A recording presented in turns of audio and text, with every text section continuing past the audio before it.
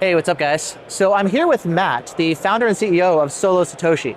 And we're here at Mining Disrupt, and we've got a lot of different miners here on display, including one that's not released yet, but actually looks really cool.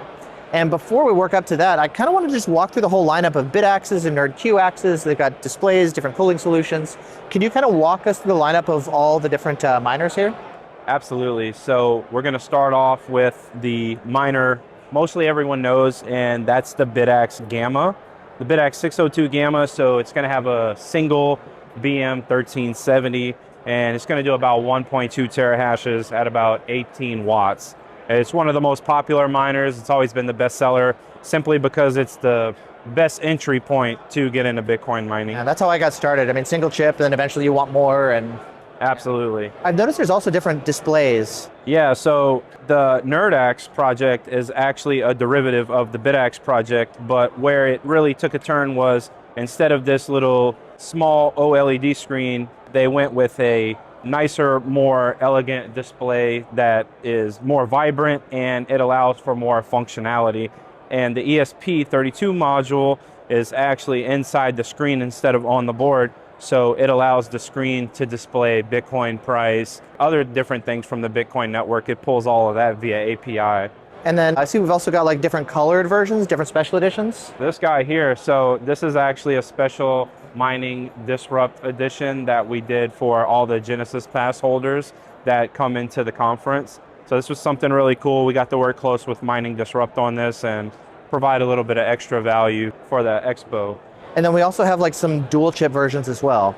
Absolutely. So going into this big guy here, this is the Bitaxe 801 GT, and it has two BM1370 chips. This one gets about 2.15 terahashes per second at default, and it'll overclock to pretty close to 4 terahash if you can do some tuning. Then we go to this guy here, which is the Bitaxe 650 Duo. Really good efficiency, still runs off of a 5-volt power supply. I did forget to mention that the Bitaxe GT went over to a 12-volt XT30, but because this stayed with 5 volts and it uses chips from the S21 XP, it actually gets a little bit better efficiency, but it doesn't get as high of a hash rate as the BM1370s from the S21 Pro. So this guy only gets 1.6 terahashes per second, but the efficiency is really good. And the Duo is starting to become very popular, just like the Bitaxe Gamma was in its early days, because it's the same form factor and it provides extra value, extra hash rate. So is the idea then like the Duo would be kind of the more affordable dual chip version, and then if you want to get into overclocking, then you go for like the beefier GT? Absolutely. So because the Duo maintained a 5-volt power delivery system, the voltage regulator does get a little bit spicy. So it's really preferred that this stays on default settings. And this guy here, being that it has a better engineered voltage regulator system, power delivery system, and a beefier heatsink, this is more recommended for like overclocking and performance-based mining. And then speaking of dual chips, we also have the Bitaxe Turbo Touch. Yeah, so the Bitaxe Turbo Touch is pretty special to us. It is a fully open source touchscreen Bitcoin miner, and it's actually a Bitaxe GT on the inside. But the Bitaxe GT utilizes the BAP, which is the Bitaxe accessory port. So basically there's just a ribbon cable that goes from the Bitaxe GT over to this screen, which also has the ESP32 microcontroller on it. And it also has its own version of open source firmware as well. So it's a fully open source system, and this miner will actually display the block height. It'll display all the latest blocks that were found. It'll also display the time, and it will also display the Bitcoin price. And what's cool about this system, or this ecosystem being totally open source, is the ability to vibe code it. So you can make custom screens, custom UIs. You can put a family portrait in it, kind of like I did with this one. There's no family portrait here, but you can just do different things. Like if you wanted to vibe code the screen coming on and off, you can touch the side here. That's programmable using like codecs. And then you could also create different themes, which is really cool. Like I created this space theme, and that was all just done vibe coding. So it's pretty cool. Pretty fun experience. And then what about this one here? Yeah, so this is the latest revision of the NerdQAxe++. The NerdQAxe++ has really come a long way since the first revision or the first release. This is a totally fuseless design with an XT30 12-volt power delivery system, and and it has a new redesigned voltage regulator, which provides better hardware longevity. So traditionally, the first thing to fail on NerdQAxe++s was the voltage regulator, or maybe a fuse would pop. And this totally changes all of that. So these devices should start lasting a lot longer. Being that the issues aren't there, it also allows us to come down on price and make it more affordable because we don't have to necessarily cover so many things. So a more reliable unit, we can produce them faster, more in bulk, and we can really lower the price and get competitive with it. I know with the NerdQAxe++, there's been a bunch of hardware revisions, 5, 6, 6.1, now 7. Can you kind of walk me through, like, what are the differences with all the different hardware revisions? Yeah, so the first revision of the NerdQAxe++, it was the release. So the release of the NerdQAxe++, it had a fuse, it had just a different power delivery system, but it's always sort of looked the same, the frame of it. And then came the NerdQAxe++ revision 6 and revision 6.1, which essentially went from a 8 amp barrel jack over to this XT30, which is good for 15 amps. And then the way the open source boards work, or these open source revisions work, is that any hardware changes that are done on a board level have to be a new revision and then released open source as a new revision. So sometimes you'll see a 0.1 or a 0.1.2, and it could be something really minuscule. So the changes that happened from revision 6 to revision 6.1 weren't huge, but the revision from 5 to 6 was big because it did away with the fuse that would blow and just kind of dwarf the board. And then it went over to the XT30, and there was just different.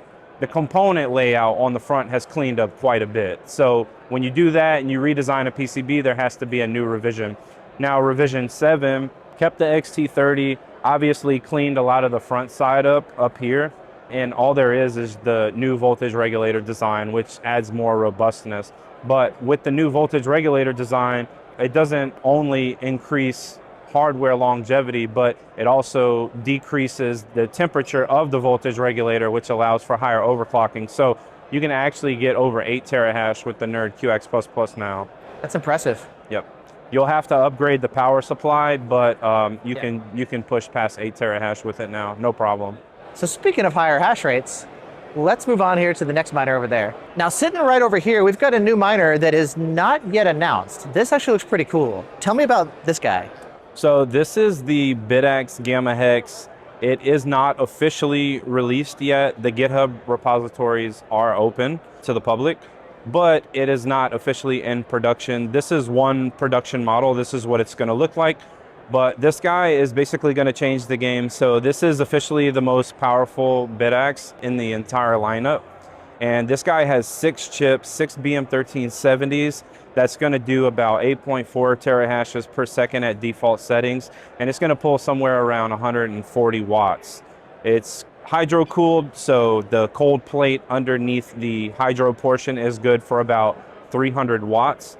And the power supply that comes with this unit is 220 or so watts, which will allow the unit to be overclocked up to about 12 terahashes per second, and you'll still be well within your 80% rule for your power delivery. I've also been noticing that the big fan here, compared to like the previous NerdQAxe Hydro, this one is way quieter, and so it's not as noisy as what I'm used to from before. So that's actually a really nice upgrade too, that I know we can't necessarily tell right now, but that's a big upgrade. Yeah, the awesome thing about anything that's hydro cooled is the ability to really create something quiet. And when you think about the home environment, you want something that's quiet, something that's efficient, and we think that the Bitaxe Gamma Hex really brings the best of all those worlds. So you literally can't hear this unit. It is a little loud in here, but with that big of a fan and a radiator and that sort of cooling system on this chipset, it really allows the miner to run at a great performance mode and not be noticeable in a room. So with water cooling, I like it for overclocking, of course. It keeps things extra cool. And then I know you mentioned you got this big, huge, beefy power supply. What would be kind of what you're expecting as far as the stock settings versus what we can do with overclocking? Yeah, so stock settings are going to be somewhere around 8.4 terahashes per second.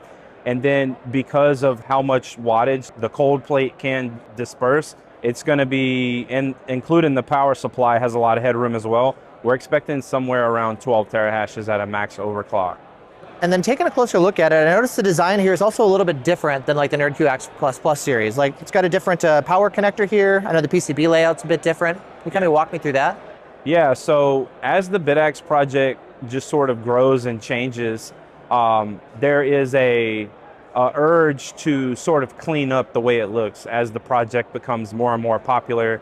The people who design the hardware have been doing a really great job at just making it look super professional too. Everyone's getting a lot of experience in this space and, you know, doing great things. So the urge to sort of make it look better, have a better appearance, put the components on the back of the board, it also makes it easier for the repair process too, if I would had to imagine, because you would be more focused on the back side of the board. So all that's taken into account as well.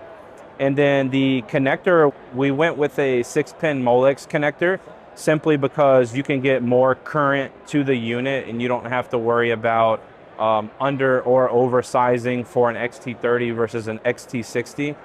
And it's also just a more robust connector. It can last through more things and it gives more freedom to what you can do with a power supply, because it actually, the S9s actually use the same power supply connector. So you can actually go with a bigger power supply as well. So I know with this one, you're showing it off here in the show, but what are you expecting as far as like the release date, the expected price point, etc.? So we're going to try to keep this unit somewhere lower than 500 bucks. That's the goal, as the market's definitely getting more competitive. The prices of chips are coming down. There's new hardware coming out. But we think that the BM1370 is still going to be king for a while, because the 1373 is just hard to source, and Bitmain hasn't really officially released the S23 yet. Maybe they'll do it at Mining Disrupt, who knows. But we're aiming for a price lower than $500, and we think that's really good from a cost per terahash perspective. And as far as a release date, we're going to try to aim somewhere within the next week or two. We'd like to build a reserve up of units in stock. We don't really like to do pre-sales. So we want to make sure that when people spend their hard-earned money and actually pull the trigger and actually spend it, we want to make sure we can get the miner to their house in only a few days. Once they're available for order, I can put a link down in the description to this video along with all the other miners that we talked about. Absolutely. If people want to pick one up, all the links will be down in the description below.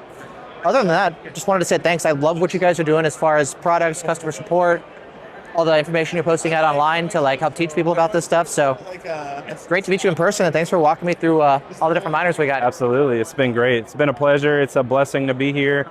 When we first started, we just started off with Bitaxe Supras, Bitaxe Ultras, and what you see is the just the process of staying consistent over years and staying true to our beliefs. Well, cheers. Thanks so much. Pleasure.